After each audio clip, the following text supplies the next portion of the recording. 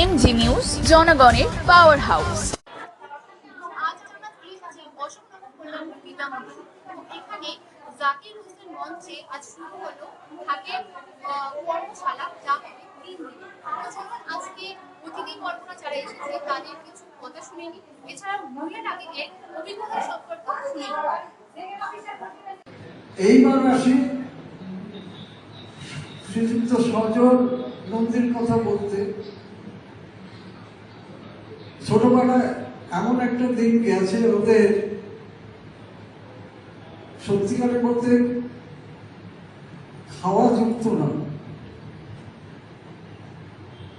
এরকম অনেকেরই গেছে, আমার নিজেরও গেছে। আমার নিজেরও, আমরা যেমন 47 সালে দেশ হলো, সেই সময় যখন এপারে এলাম, মানে পূর্ব পাকিস্তান থেকে, সেবারও আমরা এসে তখন রাস্তাঘাট কোনো কিছু লোকজন কিছু থাকবো কিছু চিনি না। সেই সময় থেকে আমরা ওই একদিন দুদিন না খেয়ে এরকম জল খেয়ে খেয়ে খেয়ে আজকে এখনো জীবিত আছে। তো ইতিহাস বলতে গেলে আর পড়াবে না, পুরো দিন লেগে যাবে। যাই হোক, এই সজল যার ছেলে অমূল্যর দিক থেকে যে কি কষ্ট করেছে তার ছেলেরা, এই সজল নন্দী ছাড়া দাদা এখানে দাঁড়িয়ে আছে, সামনে দাঁড়িয়ে আছে, তুমি সামনে আসো, সামনে এই এক দাদা, আরো দাদা আছে, তো সবাই ভাই আছে, আরো বাড়ি থেকে আছে। তো সবাইকে বলছি যে সেই কষ্ট করে আজকে সজল নন্দী এত বড় জায়গায় পৌঁছেছে।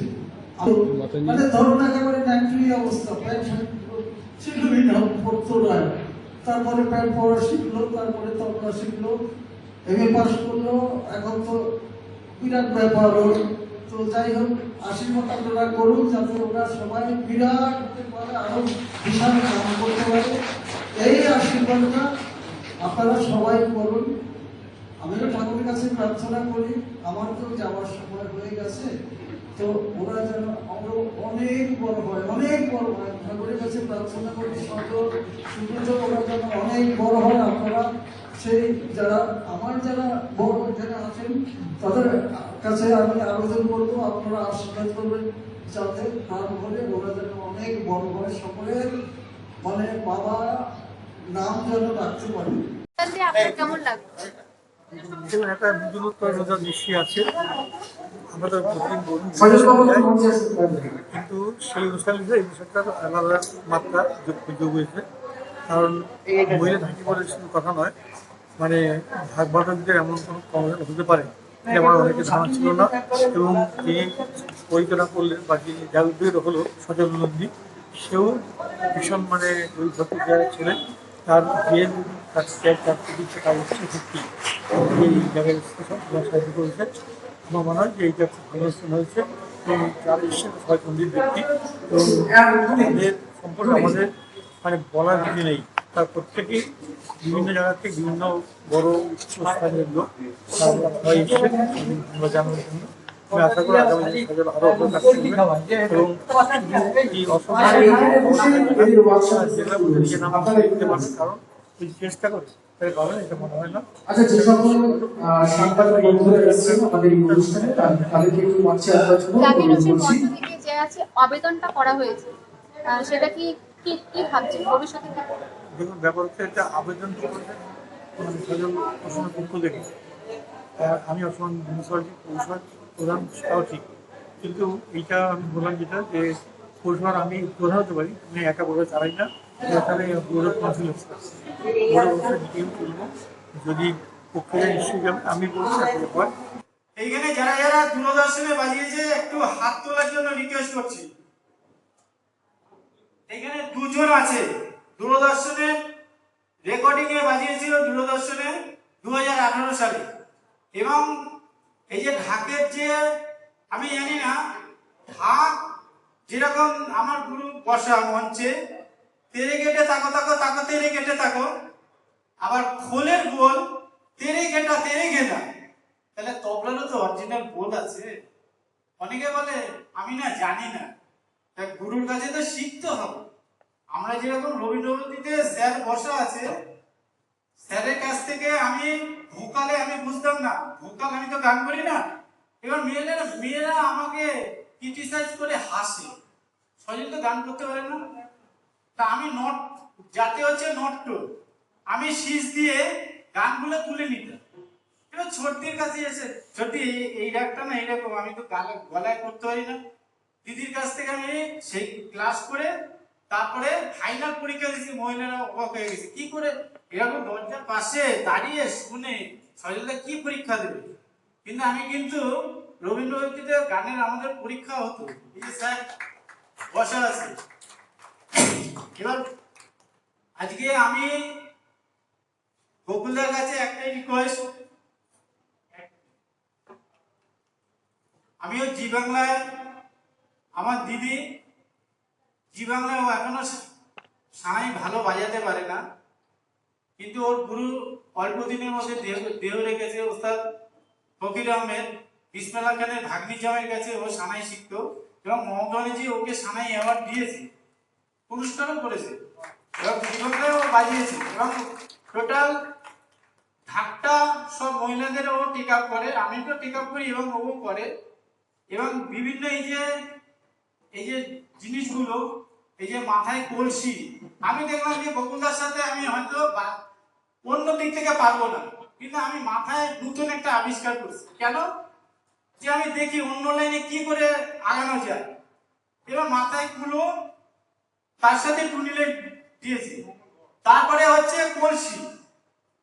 এইবার আবার কি করেছি গত বছর, তার উপরে মাটির সরা দিয়ে আগুনের ঝলকা বের করেছি। 17 খানা চ্যানেল আমার কাছে এসছে।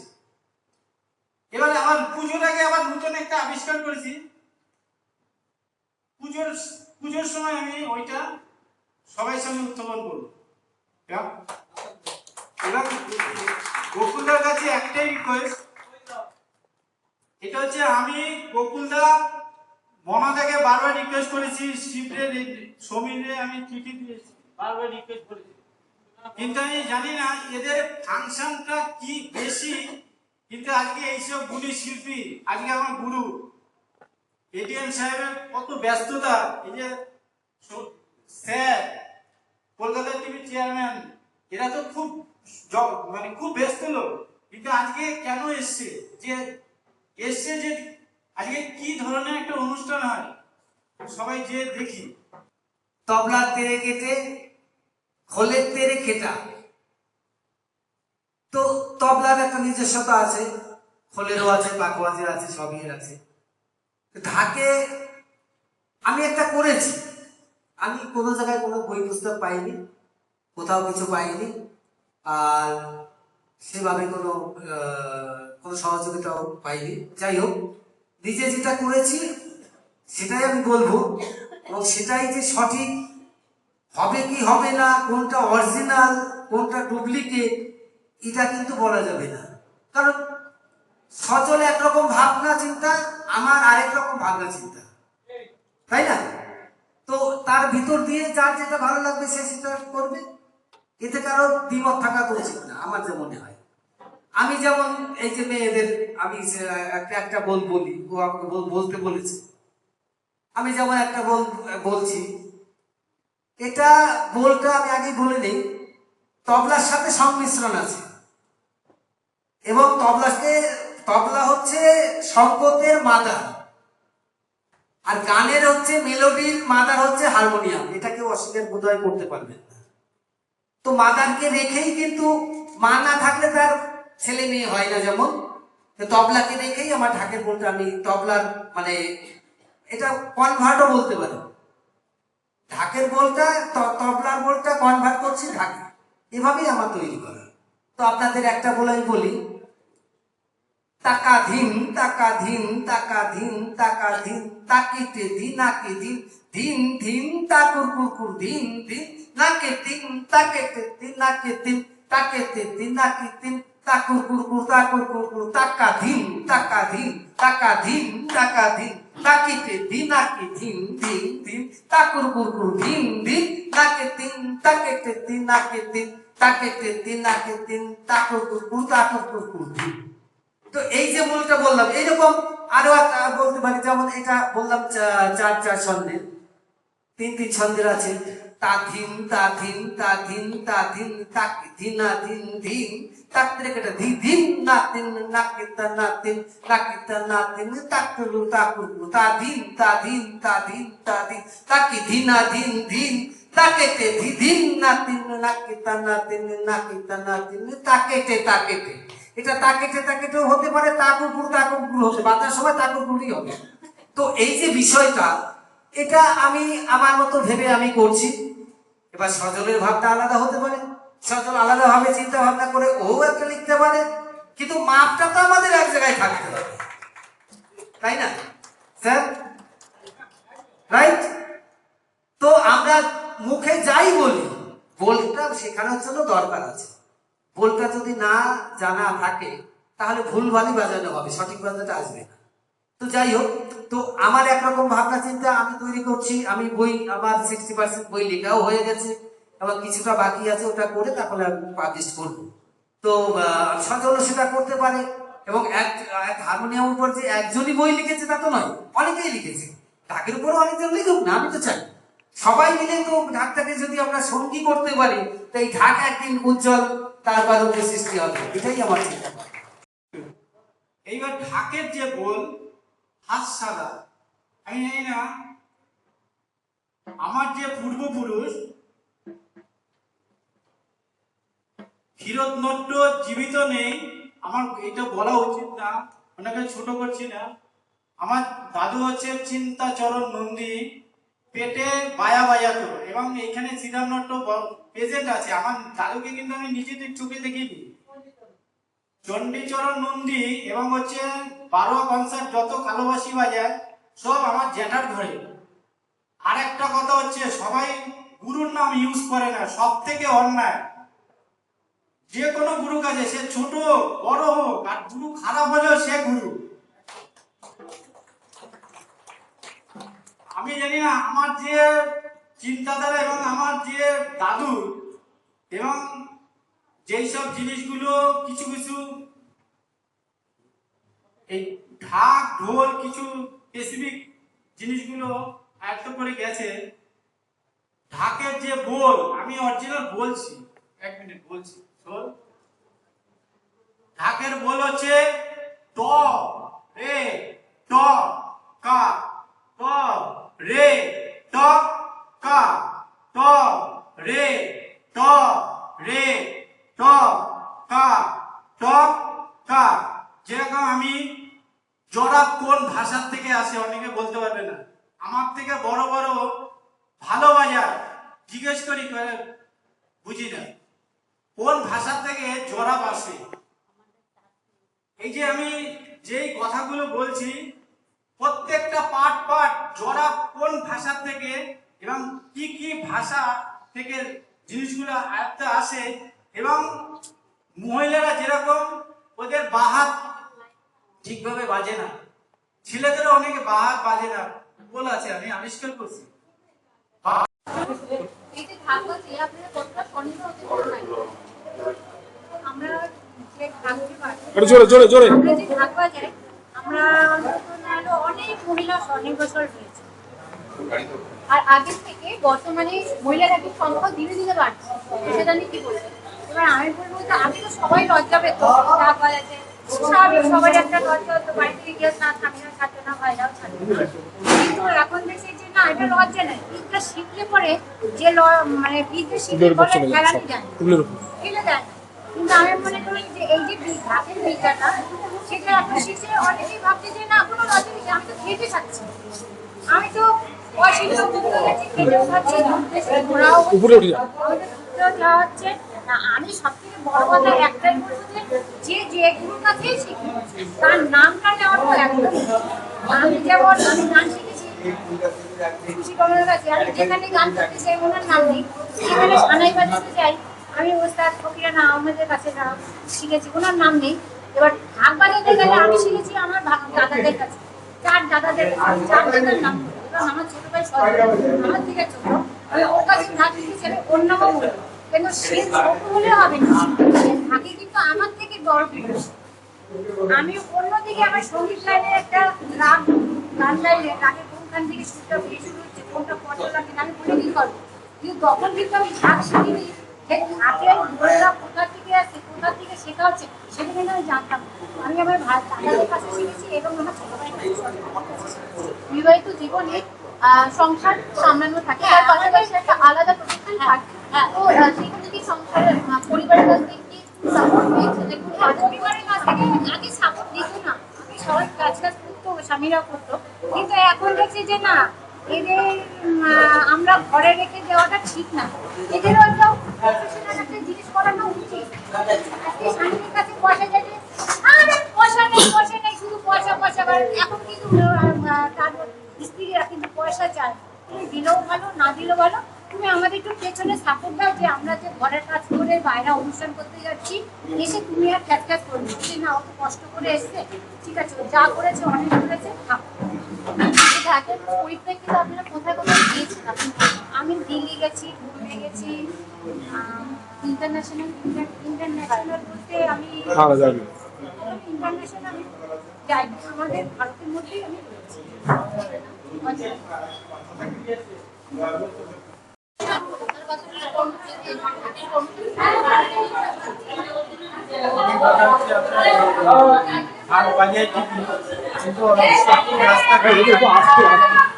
এবং হচ্ছে আমার খুব খারাপ লাগে বাজাতে গেলে, যে কাউকে জিজ্ঞেস করলে সিনিয়র ব্যক্তি এবং ভালো ঢাক বাজিয়েও যদি বলি এই তুমি এতে বাজাচ্ছো বলে আমি জানি না, বলে আমি তুমি জানো না যখন জেনে তো বাজাবে, এটা তো তুমি নাম বলতে পারছো না। তার জন্য আমি অনেক চিন্তাধারা করে যে একটা ঢাকের কর্মশালা করবো এবং ঢাকের সঠিক বোল কোনখান থেকে শুরু এবং পাট কীভাবে বাজানো যায়, বিভিন্ন রকম বোল বানিয়ে আছে এবং সেগুলো আস্তে আস্তে মহিলাদের এবং ছেলেদের প্রশিক্ষণ দিয়ে চেষ্টা করছি এবং 4টি স্কুলকে আমি যদি কথা হয়ে গেছে এবং প্রশিক্ষণ শুরু করবো এর সামনের থেকে। আমি চাই যে সমাজে যারা খুব পিছিয়ে পড়া এবং মহিলাদের স্বনির্ভর করা মেয়ে আমার মূল লক্ষ্য, এবং হচ্ছে এদেরকে রুজি রোজগারের জায়গাটা যদি করে দিতে পারি।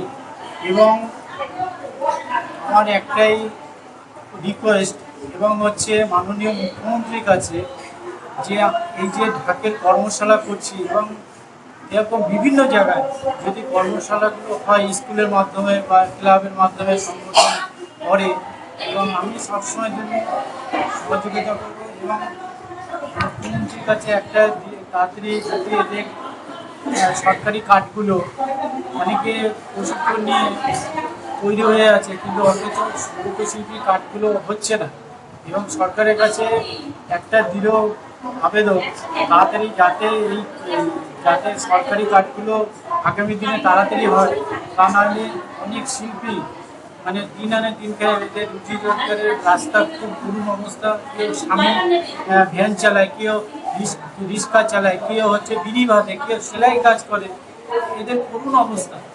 তাই এদেরকে প্রশিক্ষণ দিয়ে সমাজে একটু টুকটাক এরা ফাংশন করছে, টুকটাক ইনকাম হচ্ছে, যদি সরকার কার্ডটা করে দেয় এরা ফাংশন করলে 1000 টাকা পাবে এবং হচ্ছে বছরে মাসে মাসে একটা ভাতা পাবে, তাহলে এতে অনেক উপকারে কাজে লাগে। ঢাক একাডেমি কি বলছেন?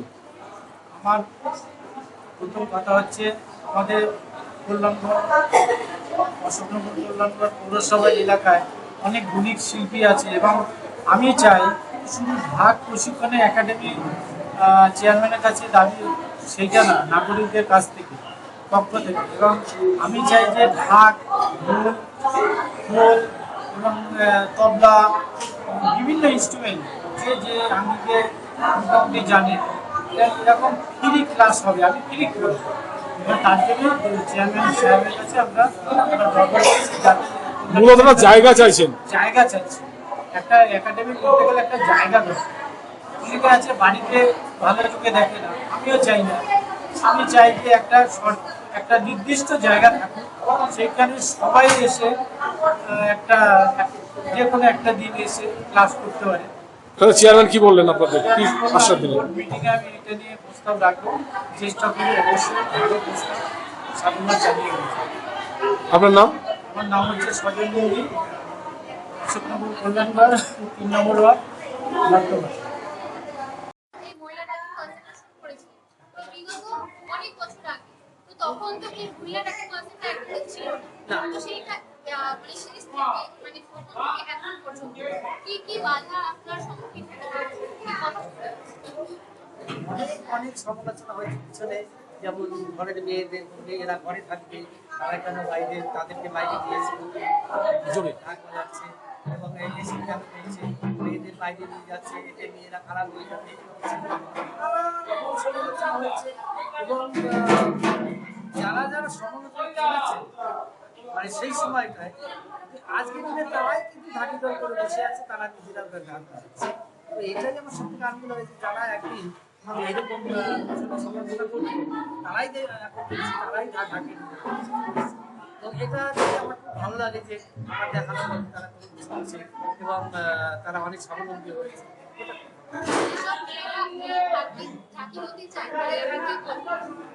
তাদের একটাই কথা বলবো, তারা যেন আমাদের মহিলা সোসাইটি আছে, আমার এখানেও আসতে পারে বা বিভিন্ন জায়গায় করতে পারে, যোগাযোগ করে তারা যেন সেখানে যায় এবং